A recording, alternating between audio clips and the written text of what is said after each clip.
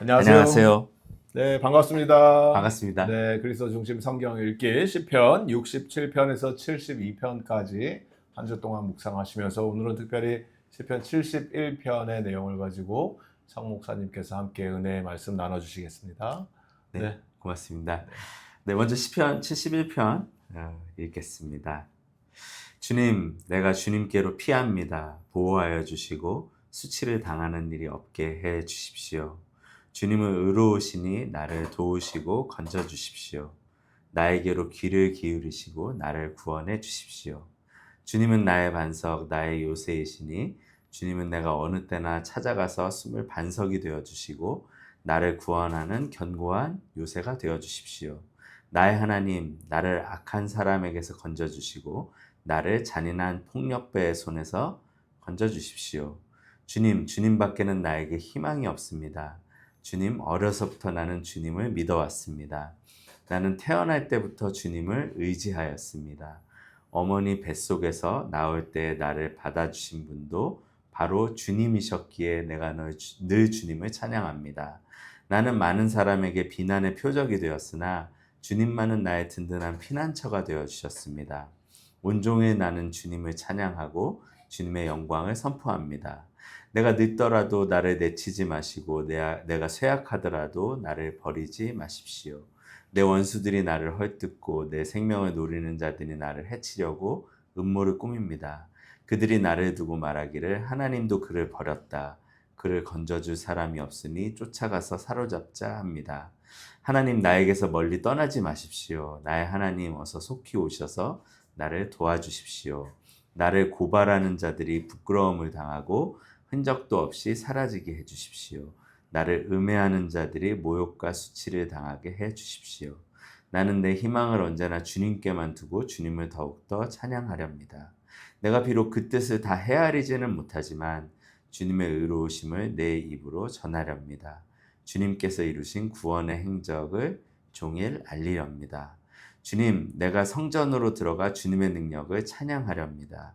주님께서 홀로 보여주신 주님의 의로우신 행적을 널리 알리렵니다. 하나님, 주님은 어릴 때부터 나를 가르치셨기에 주님께서 보여주신 그 놀라운 일들을 내가 지금까지 전하고 있습니다. 내가 이제 늙어서 머리에 희끗희끗 인생의 서리가 내렸어도 하나님, 나를 버리지 마십시오. 주님께서 팔을 펴서 나타내 보이신 그 능력을 오고 오는 세대에 전하렵니다. 하나님, 주님의 의로우심이 저 하늘 높은 곳까지 미칩니다. 하나님, 주님께서 위대한 일을 하셨으니 그 어느 누구를 주님과 견주어 보겠습니까? 주님께서 비록 많은 재난과 불행을 나에게 내리셨으나 주님께서는 나를 다시 살려주시며 땅 깊은 곳에서 나를 다시 이끌어내어 주실 줄 믿습니다. 주님께서는 나를 전보다 더 잘되게 해주시며 나를 다시 위로해 주실 줄을 믿습니다. 내가 검은 고를 타며 주님께 감사의 노래를 부르렵니다. 나의 하나님, 주님의 성실하심을 찬양하렵니다. 이스라엘의 거룩하신 주님, 내가 수금을 타면서 주님께 노래를 불러 올리렵니다. 내가 주님을 찬양할 때 내 입술은 흥겨운 노래로 가득 차고 주님께서 속량하여 주신 나의 영혼이 흥겨워할 것입니다. 내 혀도 온종일 주님의 의로우심을 말할 것입니다. 나를 음해하려던 자들은 오히려 부끄러움을 당하고 오히려 수치를 당할 것이기 때문입니다. 네. 아멘. 네. 이 시편 71편 전통적으로 다윗의 노년기에 드린 이제 기도 네. 이해되는 시편입니다. 음, 이 제목에는 저자는 이제 분명하게 나오지는 않지만 내용이 이제 말투가 딱 다윗인데요. 그렇죠. 네. 그리고 이 삶의 전체를 어찌 보면 다시 돌아보는 듯한 내용인데 네. 다윗의 삶 상황하고도 잘 맞고, 그렇죠. 예, 네. 그래서 많은 학자들이 이제 다윗의 시로 보는데 시편 71편에서 시인은 자신을 늙은 사람으로 이제 묘사하는 거죠. 늙어 백발이 될 때도 하나님이여 나를 버리지 마시며, 그래서 인생의 마지막 시기에 또 하나님을 의지하는 기도임을 보여주는데요. 좀 한번 시편을 좀 모든 것을 다 볼 수는 없지만 몇 가지만 좀 함께 생각을 네, 해보고 네. 싶습니다. 먼저 다윗이 태어날 때부터 자신을 붙드신 은혜에 대해서 얘기하는 부분입니다. 다윗이 이 시편의 저자가요. 5절 6절을 보면 주님밖에는 나에게 희망이 없습니다. 주님 어려서부터 나는 주님만을 믿어왔습니다. 나는 태어날 때부터 주님을 의지하였습니다. 어머니 뱃속에서 나올 때 나를 받아주신 분도 바로 주님이셨기에 내가 늘 주님을 찬양합니다. 이렇게 얘기하고 있는데요. 좀 정리를 하면 내가 주님을 잡은 것이 아니라 하나님이 나를 붙드셨다. 예. 복음의 핵심 메시지잖아요. 예. 그리스도께서 예. 하늘 보좌를 버리시고 내려오신 것, 예. 우리가 갈 수 없는 곳에 가신 것을 그래서 또 우리를 붙드시기 위해서 십자가에서 죽으시고 그 구원의 은혜, 부활까지 은혜를 통해서 하나님이 우리를 붙드셨다는 것. 예. 그것이 이제 복음의 핵심 메시지인데 하나님이 이제 우리를 찾아오신 얘기고 우리를 구원하신 얘기가 복음이다. 저는 이제 시간이 지날수록 네. 신앙의 열심이 얼마나 중요한가를 좀 생각하게 되는 것 같아요. 왜냐하면 신앙에 어떤 실천이 없으면 네. 그게 이제 죽은 신앙이 되고 실체가 없는 신앙이 되더라고요. 네. 그러니까 복음을 붙드는 것도 잘못하면 정신승리가 될 수도 있는 것 같아요. 네. 예, 내가 그렇게 생각하고 있기 때문에 그러니까 믿음을 내가 무엇인가 그거를 생각을 계속하고 있다라는 것으로 믿음을 치부하거나 이렇게 리듀스하는 경우들이 많은 것 같아요. 그래서 실천은 참 중요하다라는 거를 시간이 지날수록 많이 느끼는 것 같아요. 예배도 내가 예배하는 마음만 갖고 있어서 예배가 되는 건 아니잖아요. 가야죠. 예배 현장. 예, 시간이 있고 나의 삶이 드려져야 되는 그 실체가 있어야 되는 것이고, 예, 기도도 마찬가지로 기도 하나님 앞에서 그 기도의 시간이 있어야 된다라는 것이 또 중요하다라는 것을 깨닫게 되는데, 근데 실천을 중요하게 여기다 보면 한 가지 빠져드는 트랩은 그건 것 같아요. 뭐냐면 내가 주님을 붙들고 있다라는 착각. 내가 주님을 붙들어야 된다라는 착각. 네. 예. 네. 근데 다윗의 이 고백처럼 복음의 메시지는 너무 선명한 거죠. 하나님이 나를 붙드셨다. 그래서 그 은혜에 감격해서 이제 반응하는 것이 우리의 그 실천이어야 할 텐데, 그러기에 항상 말씀을 붙들고 기도의 그 중심이 있는 생활을 하는 것에서 빠지지 말아야 되는 게 이 포인트가 아닌가. 하나님이 나를 붙들고 계신다. 네, 그래서 모든 것이 하나님에게서부터 먼저 시작됐다라는 것을 내 실천이 있는 그 신앙의 삶의 모습에서 항상 붙들고 있어야 된다. 이거는 하나님에게서부터 시작됐다. 그래서 사랑하는 여러분, 저희가 함께 공동체로서 생각해야 되는 것은 믿음은 굉장히 실체가 있는 것이다. 삶으로 드러나게 되어 있다. 하지만 그 내용은 결코 변하지 않는다.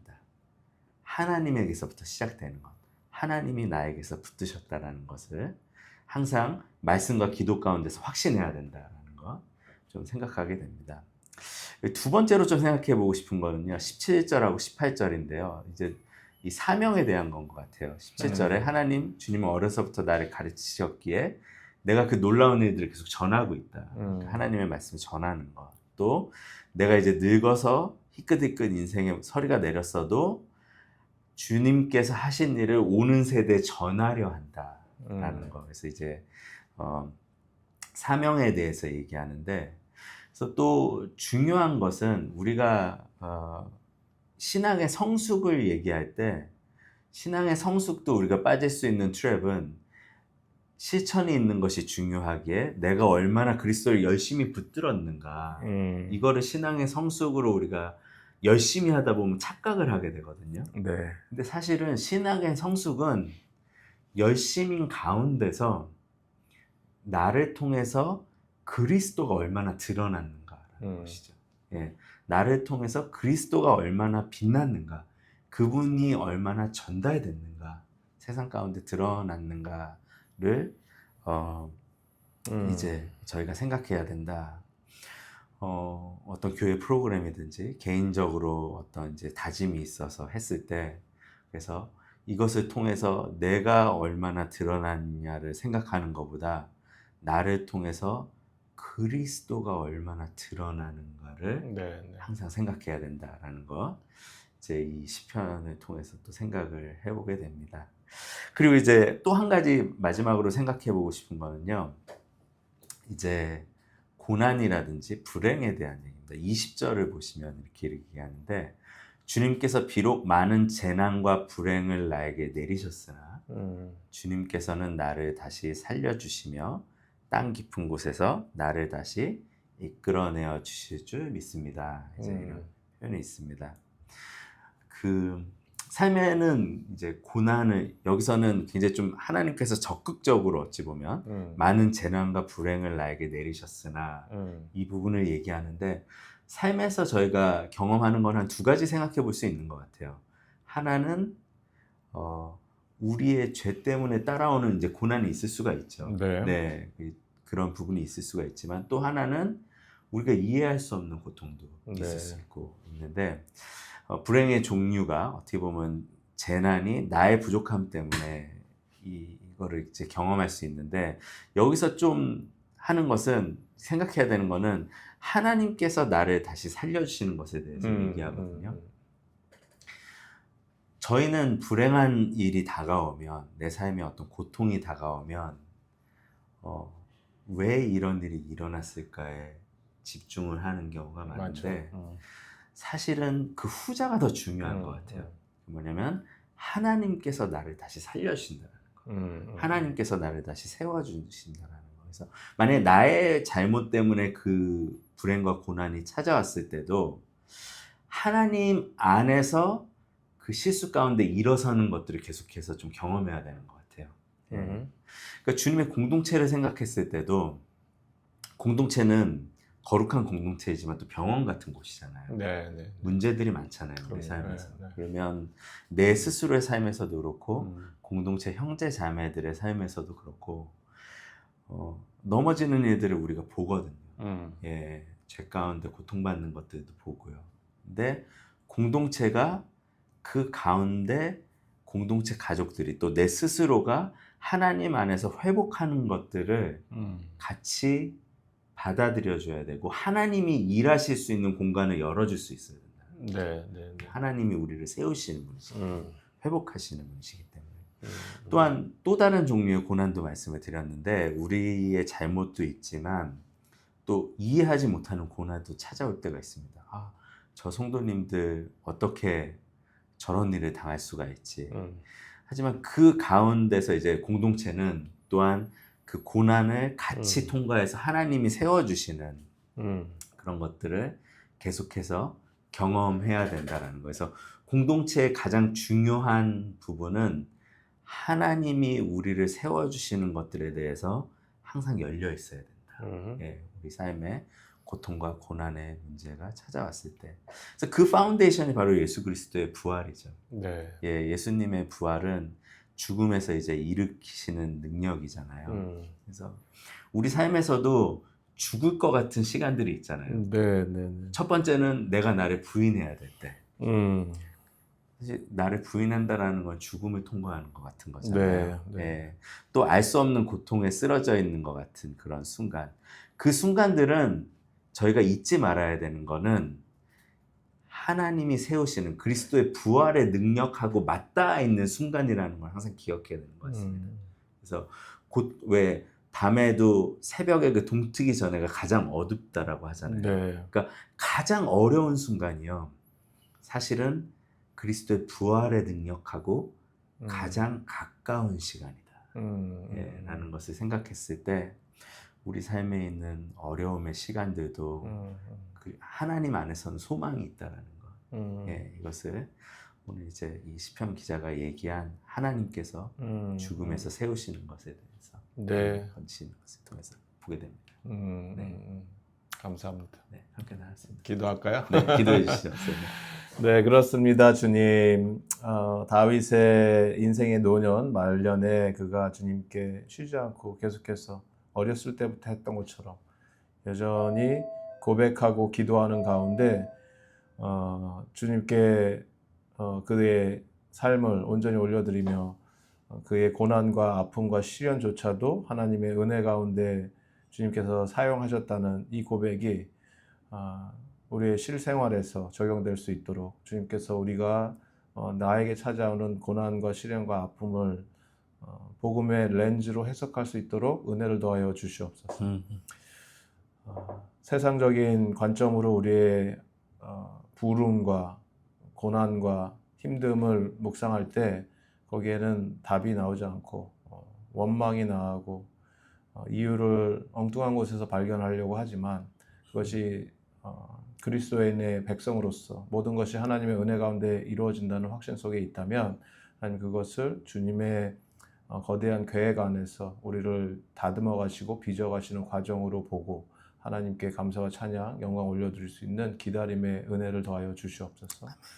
또 간절히 소망하기는 주님이 능력의 하나님이시기에 이러한 고난과 시련과 아픔 속에서 부르짖는 자들 그들의 기도를 들어 응답하여 주시고 하나님 살아있음을 경험케 하여 주시고 우리의 신앙이 날마다 성숙하는 과정에 있어서 그것이 내가 주님을 붙드는 것이 아니고 나를 붙들고 계셨던 주님의 그 손길을 다시 한번 경험하며 이것이 복음의 핵심 메시지임을 깨닫고 어떤 나의 의지나 결단으로 주님께 나가는 것이 아닌 하나님의 아름다움과 위대하심과 영광을 사모하기에 거기에 반응할 수 있는 우리가 될 수 있도록 도와주시옵소서.